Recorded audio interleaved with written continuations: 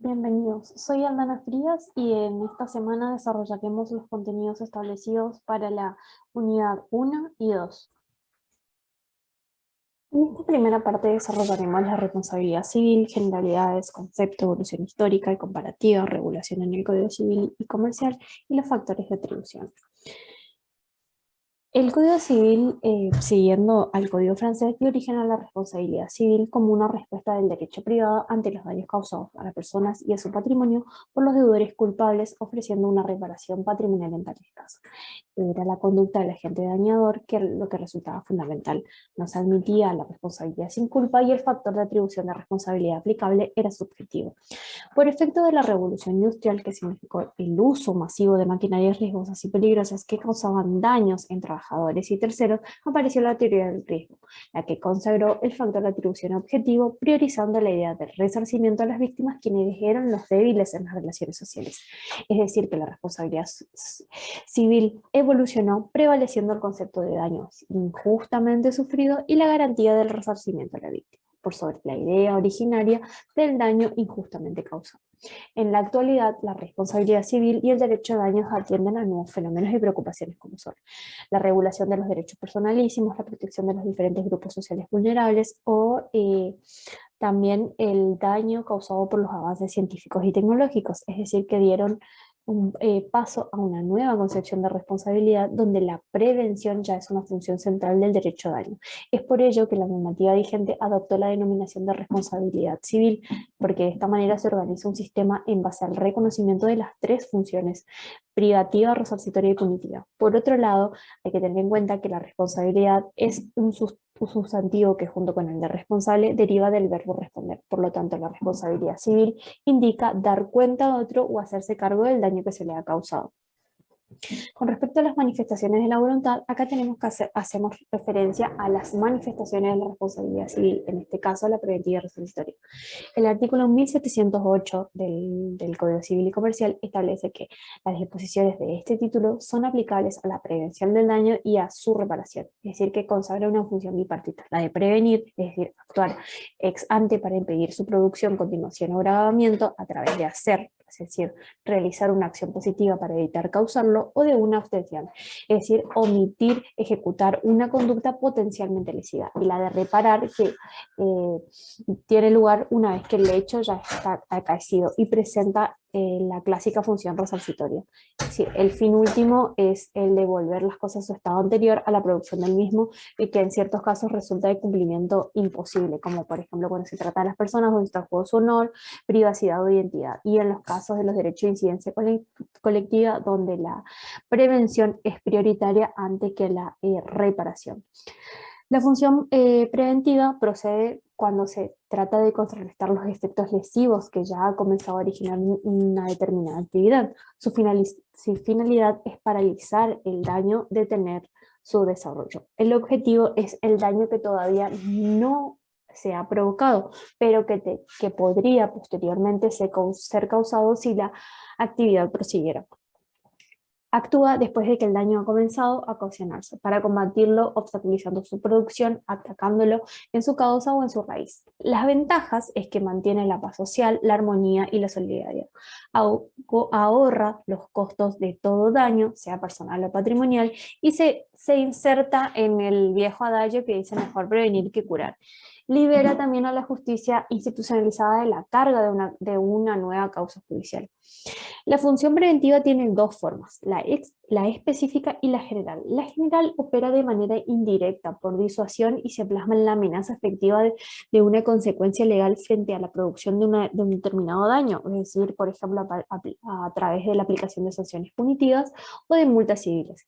En cambio, el específico, en el contexto que se desarrollan, es el de las actividades riesgosas o peligrosas, por la magnitud de la dañosidad o potencial que encierran, o para proteger ciertos derechos que hacen a la dignidad humana.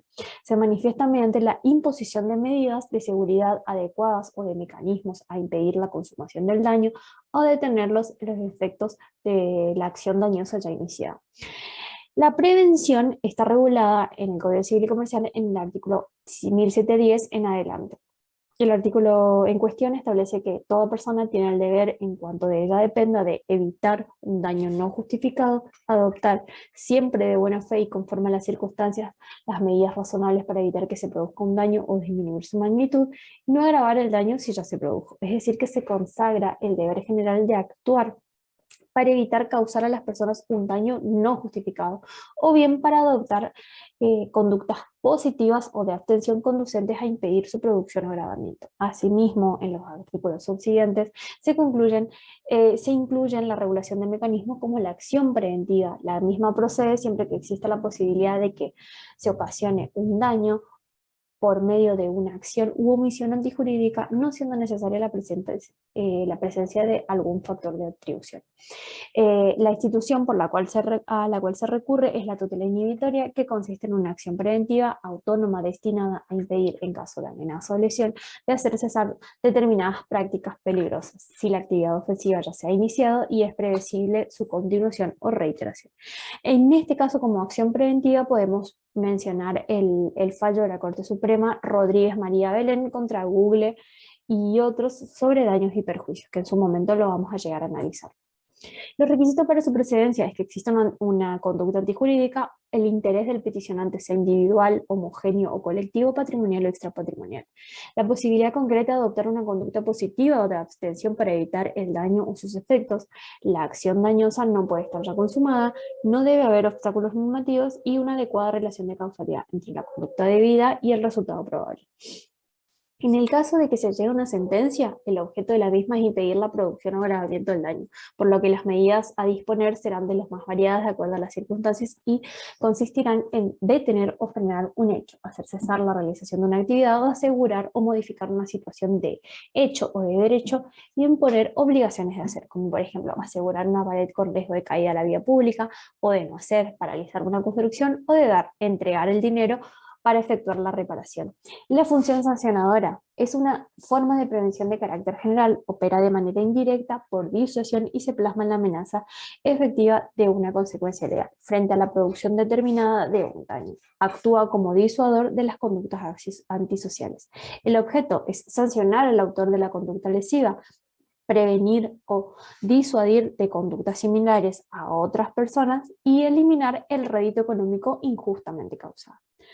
Con respecto al ámbito de la responsabilidad extracontractual, acá hay que tener en cuenta que los contratos tienen tres momentos. El que nos importa para la responsabilidad extracontractual es la generación, es decir, las conversaciones preliminares, donde las partes exteriorizan su voluntad de contractual, lo que configura una oferta. Si bien las partes pueden retirarse en cualquier momento de la negociación, ello debe ser obrando de buena fe, y a medida que avanza la negociación, dicha posibilidad se va acotando.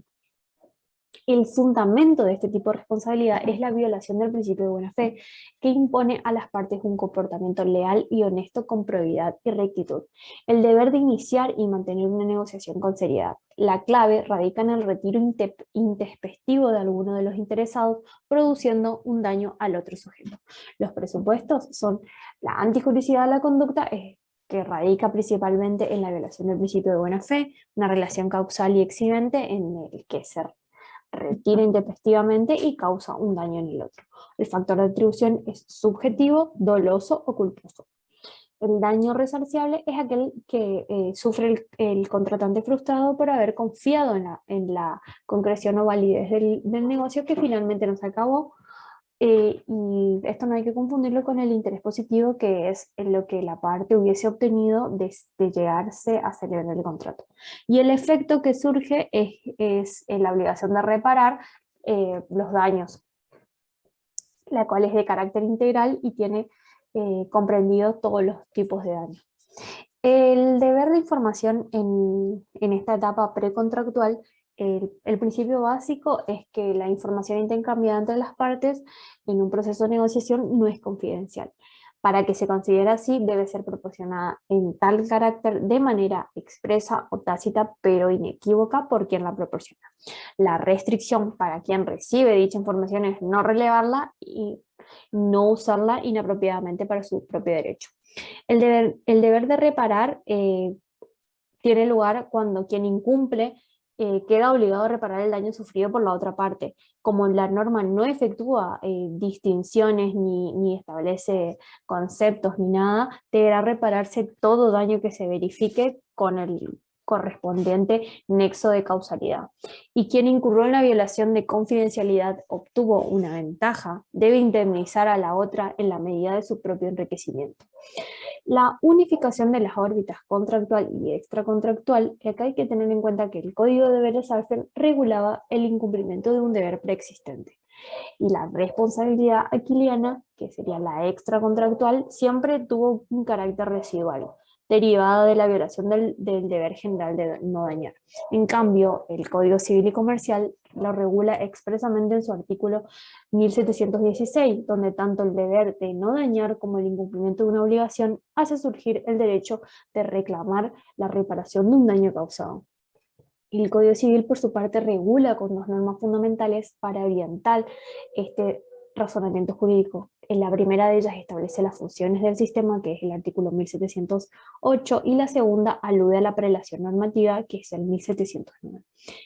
Con respecto al derecho comparado, nuestro sistema es novedoso, ya que ha incorporado normas expresas tendientes a la prevención del daño, las causas de justificación, la asunción del riesgo, el valor jurídico del consentimiento del damnificado, de la dispensa anticipada de la responsabilidad colectiva y anónima. Con respecto a la bolilla 2 de presupuestos de la responsabilidad, tenemos que tener en cuenta primero la función resarcitoria, que es la esencia misma de la responsabilidad civil, que consiste en restablecer el desequilibrio patrimonial sufrido por la víctima a través del pago de una indemnización por los daños y perjuicios ocasionados. La responsabilidad se sustenta en 4 presupuestos: antijuricidad, factor de atribución, daño y relación causal. La antijuricidad consiste en la violación del deber de no dañar a otro en el incumplimiento de una obligación. Los factores de atribución es la razón o fundamento para adjudicar el deber de afrontar el daño. El daño consiste a su vez en la lesión de un derecho o un interés lícito, y la relación de causalidad es la que vincula jurídicamente el hecho con su resultado. Para que una conducta sea considerada antijurídica es cuando resulta contraria al ordenamiento integralmente considerado. La acción es el comportamiento humano, es decir, que tenemos que tener en cuenta la acción, que es la situación de intervención del hombre que produce un cambio en el mundo exterior, o la omisión, que es la abstención de actuar o impedir un resultado independientemente de que haya sido creado por otra persona. Para establecer cuándo un daño es injusto existen 4 concepciones.